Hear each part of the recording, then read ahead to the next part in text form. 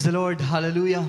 Una't higit sa lahat, nais ko pong ipaabot ang pinakamataas na pagpupuri, kadakilaan, kalulhatian, tangilan po sa ating nag-iisang Diyos, ang hari ng mga hari, ang Panginoon ng mga Panginoon, walang iba kundi sa ating pinakamamahal na Panginoong Isus po lamang. Ako po yung nagbibigay ng dobleng paggalang sa ating minamahal, ginagalang na Pastor Willie Stad Almeda, ang huling propeta sa ating kapanahunan, at di po natin makakalimutan ang mga turut aral na iniwan po sa atin ng ating beloved assistant pastor, Lina C. Almeda. At ako po'y bumabati sa kanilang mga beloved children at sa lahat po ng mga kapatiran na mait naglilingkod sa ating pinakamamahal na Panginoong Isus. Magandang gabi na po. At kung meron pong bisita, welcome to the royal family of God. Hallelujah, Amen. Praise the Lord. Mga minamahal, way back 2009 nung ang iyong lingkod, ako po ay nakakilala sa ating pinakamamahal na Panginoong Isus sa pamagitan po ng gawaing ito. Mga minamahal, kung aking pong babalikan ang aking buhay, napakagulo ng aking buhay noon. Dahil ang mga bisyo ko po, ako po ay dating drug addict, mga minamahal. Malakas po akong uminom ng alak. Sa edad ko pong 12, natuto po akong humitit ng sigarilyo, marijuana, hanggang sa ako po'y nakapag-asawa, dala-dala ko po yung mga bisyo na yan. Sa pagsasama namin ng aking beloved wife, kahit kami po'y may mga anak na, mahilig din po akong pumunta sa mga beer houses, mga minamahal. Hanggang sa dumating sa punto na ang aming buhay mag-asawa ng aking beloved wife, ito po ay papunta sa pagkawasak. Kapag ako po'y umuuwing lasing, mga minamahal, yung aking pong dalawang anak, yung aking beloved wife, susugurin niya ako, bubungangaan niya ako niyan. Ngunit hindi po ako iimik. Ang sagot ko po sa kanya, yung aking dalawang anak na maliliit pa lang noon, ito po'y aking dadamputin, hahagis ko po sa aking beloved wife. Doon tatahimik ang aking beloved wife dahil sa sobrang takot niya. Hallelujah, mga minamahal. Napakagulo ng aking buhay noon. Wala akong kapayapaan sa puso't isipan. Yung aking mga anak, yung aking pamilya, hindi ko po yan pinapansin dahil ang priority ko po yung aking mga kaibigan.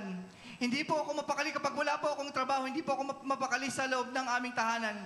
Para po akong sinisindihan, mga minamahal.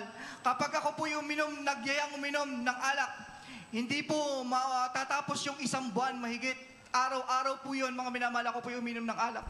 Ganyan lang ang aming buhay hanggang sa dumating sa punto, yung aking beloved wife, parang wala na mga minamahal, papunta na sa pagkawasak.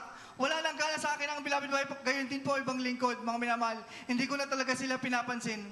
Hanggang sa isang araw, yung aking beloved wife, sumama siya sa ibang mga born again Trinitarian kung tawagin, mga minamahal, sa ibang sekta. Sa madaling salita, mga minamahal, sumama ako doon dahil ang sabi ko, mahal na Panginoon, ayoko nang magbisyo, sawang-sawa na ako sa aking buhay, sasama ako sa aking beloved. Subalit, sa 2 buwan ko nag-observe doon, mga minamahal, natuto akong magbasa ng Biblia. Binabasa ko ng binabasa yung Biblia, ngunit hindi ko po ito maunawaan hanggang sa nakarating ako sa Book of Mark, chapter 16, verse 16 up to 18, mga minamahal, lang sabi doon, ang sumampalataya at mabautismo ay maliligtas, ang hindi sumampalataya parurusahan. At lalakip ang mga tanda sa mga tunay na magsasampalataya. Sa aking pangalan, magpapalabas sila ng demonyo. Sa 18, ipapatong nila ang kanilang mga kamay sa mga may sakit at sila'y magsisigaling.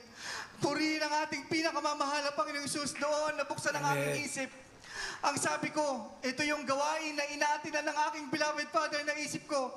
Ang gawain ng Jesus Miracle Crusade International Ministry. Glory to God. Sabi ko sa aking beloved wife, Mama, lipat tayo sa Jesus Miracle Crusade.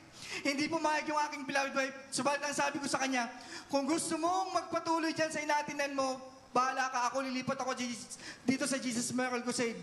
Sa madaling salita, mga minamahal, akay ko ang aking beloved wife. So, ganun na nga po, mga minamahal. Year 2009, nung ako po'y nagpabautismo sa matamis makapangyarihang pangalan ng ating pinakamamahal na Panginoong Isus, tinanggap ko siya hari ng aking buhay, sariling tagapagligtas. Magmula po noon, mga minamahal, instant, ako po'y binago ng ating pinakamamahal. Amen. Praise the Lord. Nagkaroon ako ng kapayapaan sa puso't isipan, yung aking pamilya na hindi ko yan pinapansin. Napagtunan ko yan ng pansin, mga minamahal. Yung aking mga anak, mayroon silang mga karamdaman. Yung aking panganay, appendicitis UTI. Sa edad niya po, mga minamahal, kung di ako nagkakamali, 5 taon po yata yun o 4. Yung aking pangalawa, meron po yung polio, mga minamahal. Imagine niyo po, kung di po ako nakakilala sa ating pinakamamahal na Panginoong Isus. Paano na po kaya kami mga minamahal? Subalit sa patuloy naming paglilingkod sa ating pinakamamahal na Panginoong Hesus, yung karamdaman ng aking mga anak, ito po'y pinagaling ng ating pinakamamahal na Panginoong Hesus. Amen. Praise the Lord. Napakabuti ng ating pinakamamahal na Panginoong Hesus. Mga minamahal, alam niyo po, yung aking beloved Father, way back 2020 po yata yun, mga minamahal, kung di po ako nagkakamali sa taon na yan. December, ito po'y na-stroke, mga minamahal, pang-apat na stroke. Sa dako ng pastoral house po sa Pampanga, isinugod po namin yan. Dahil yung kanyang kalagayan, hindi po ito basta-basta mga minamahal. Dahil nagbo-blow po siya ng blood. Sa kanyang ilong, lumalabas po yung blood. Magdamag po yun. Hanggang kinabukasan, alas 10 ng umaga nang sinugod namin sa pastoral house. Dahil nag-decide po akong mag-alay ng pag-ayuno para sa aking beloved Father.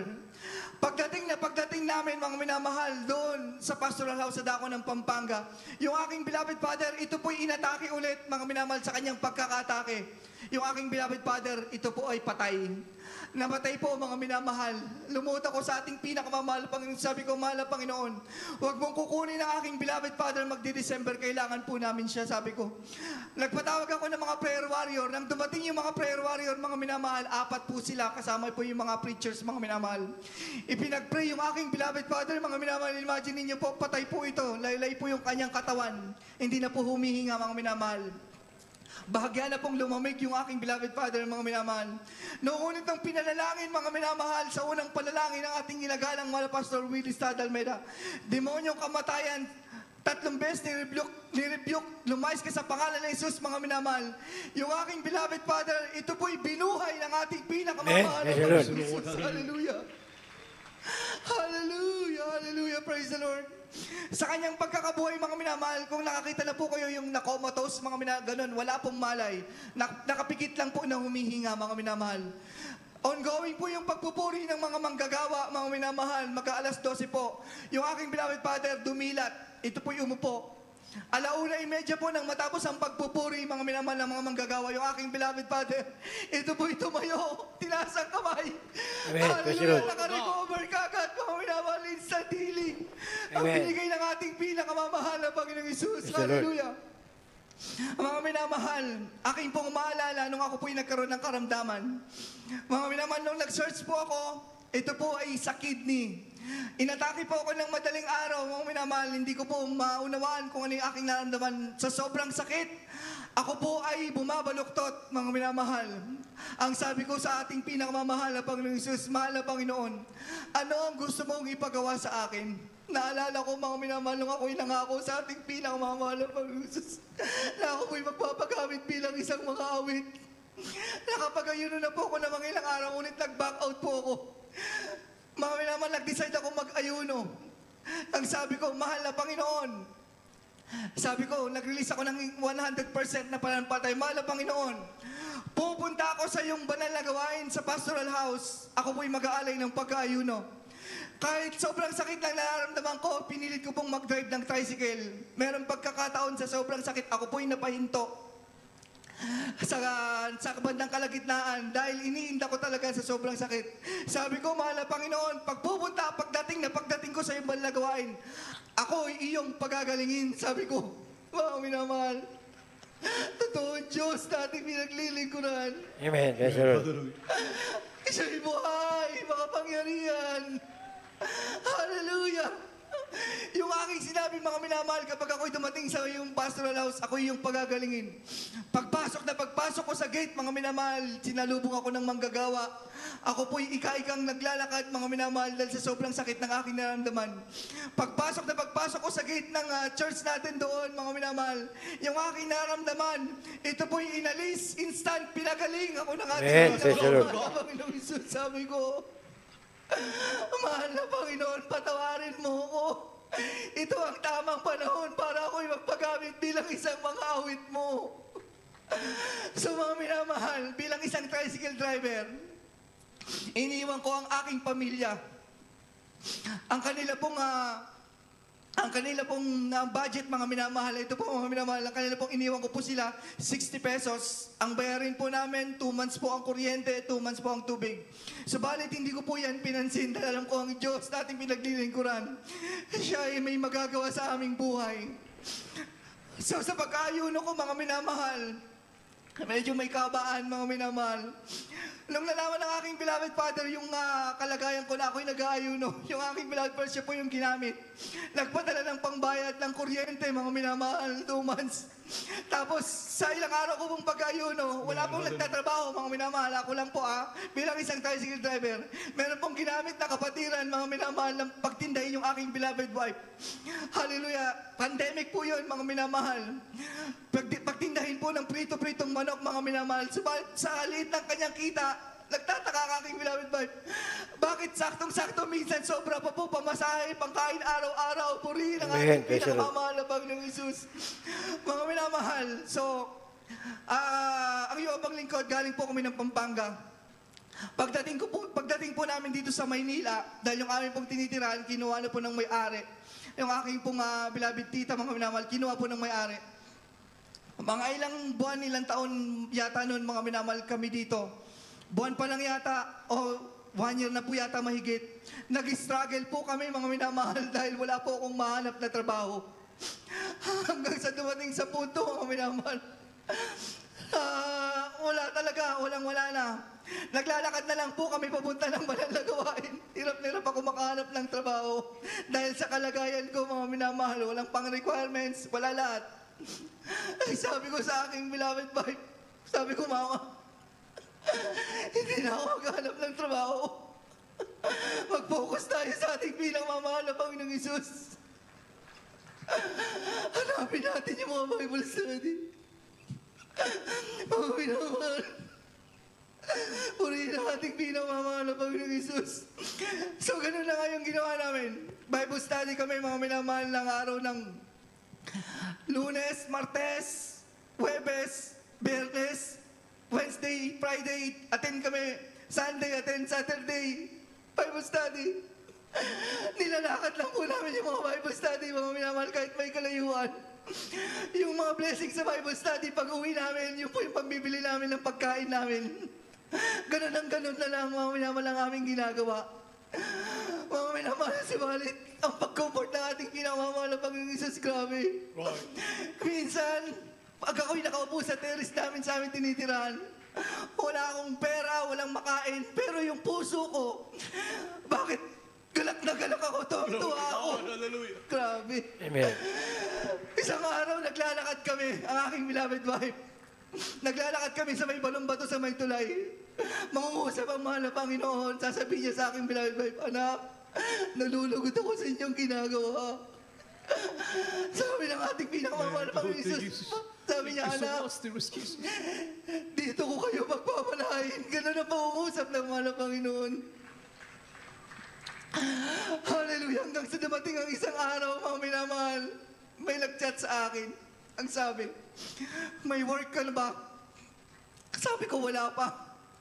Kausapin kita bukas. Nung in-approach ko siya kinabukasan, ang sabi ko sa kanya, wala akong requirements, NBI, police clearance, lahat. Wala ako, resume lahat. Sige, punta ka sa opisina ko bukas. Mag-report ka. Pagpunta ko sa opisina, sabi niya sa akin, may resume ka ba? Wala. Hindi ako nakapagpagawa. Gusto mo validate, sabi ko. Hindi, okay na yan. Mag-provide ka ng 2x2 picture. Sabi niya, magsimula ka na ngayon. Wala akong kasama. Samahan mo ako ngayon. Mga minamahal, Independence Day, araw ng kalayaan, mga minamahal. So, natanggap ako, mga minamahal. Wala akong kinastos, wala lahat. Alam niyo kung anong requirements, mga minamahal? 2x2 picture. Ilalagay dun sa ID na gagamitin ko. Purihin ang ating pinakamamahal ang Panginoon Isus. So, mga minamahal, nakapasok na nga ako doon. Ito pong brother na ito, mga minamahal, hindi ko nga ito kilala.